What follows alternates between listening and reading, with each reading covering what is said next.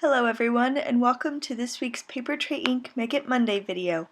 I'm Lizzie Jones, and today I'm going to share a nail polish marbling technique that will have you creating fun and unique backgrounds. Okay, so for today's technique you'll need some nail polishes, just a variety of colors. These I chose from my local grocery store, some inexpensive varieties, and you're also going to want to make sure they are well shaken before using. You're also going to need a tub of water and some sort of container that you won't be reusing for food, and either skewers or maybe toothpicks or something sharp. And these are just some basic cardstock that I have cut to 4 1/4 by 5 1/2. So again, you want to make sure that they're well shaken before you start, and the colors that you plan to use need to have the caps loosened before you start, because you're going to want to be fairly quick with this technique. You're not going to want to spend a lot of time between colors. I start with one of the lighter colors, so here I'm starting with a silver nail polish. You'll see that the polish sort of dissipates in the water. It spreads out in some areas and then it stays more concentrated in others, so you get a great variety of color.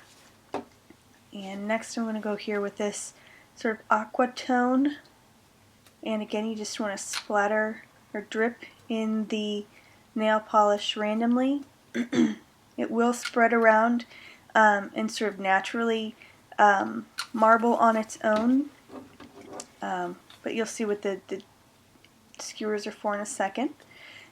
This is the darker teal color.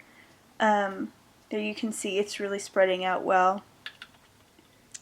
And you're just going to want to cover the surface of the water fairly well.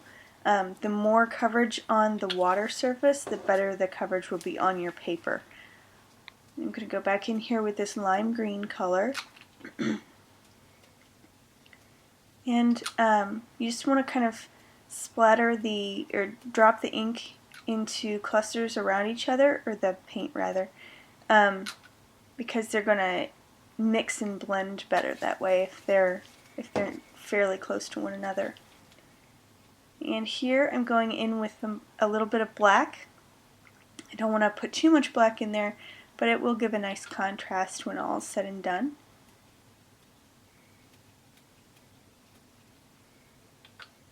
There we go. A few more droplets there. And now I'm going to take one of the skewers and sort of twist the inks into one another, the paints rather. You don't have to do a ton of this because there is that natural marbling that happens as you're dropping the paint into the water.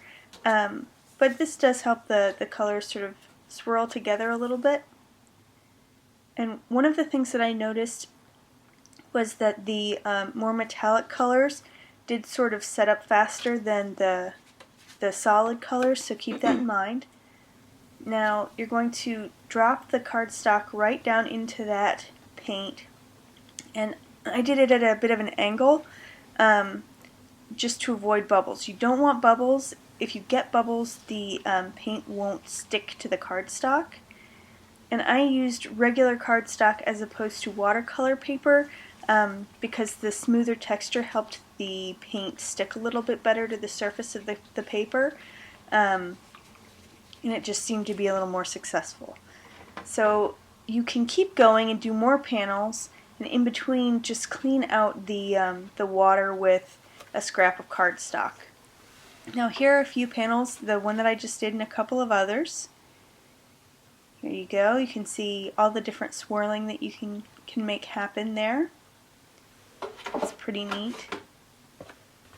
And again, make sure to get all of the excess paint out of that water before you dump it. And in fact, you may want to toss it outside just to make sure you don't get any nail polish in your pipes.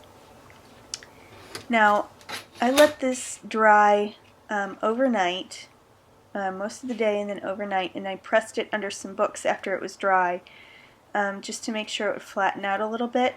It is still going to curl quite a bit though, because you're fully submerging cardstock, so keep that in mind and just expect it. It'll happen, and it's fine.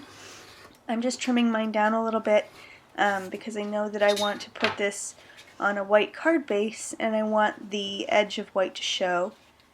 And these two little strips, you can see, they're really neat too, so you could use those on another card if you so chose. But like I said, the paper does get really fairly curly, so I'm going to use a strong adhesive like score tape. Here I'm using score tape just to make sure it stays nice and flat.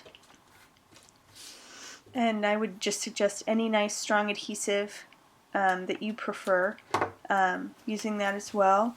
I'm going to go around all four edges and a couple of little pieces in the center, just to make sure that I have a nice good seal on the cardstock there. And I'm going to put it here on this standard A2 card base. Now once it's centered, I'm just going to smooth it down, make sure it lays nice and flat. And then I'm going to use the corner die to add the sentiment in that bottom corner. So this is the die here. I just cut 3 of them from True Black cardstock that I'd already Xyroned, so I could stack these together and adhere them together, and they'd add a nice dimensional element there in the corner. This makes a really nice, clean and simple masculine birthday card. If you wanted to do something a little more feminine, you could always switch up the colors and include embellishments like sequins or gems if you prefer. So there you have it. I hope you'll play along with this week's challenge. Just head to Nicole Hetty's blog to link up your project for your chance to win a $25 gift certificate. Thank you so much for joining me for this week's Make It Monday video. This has been Lizzie Jones for Paper Tray Inc. Have a great week, everybody.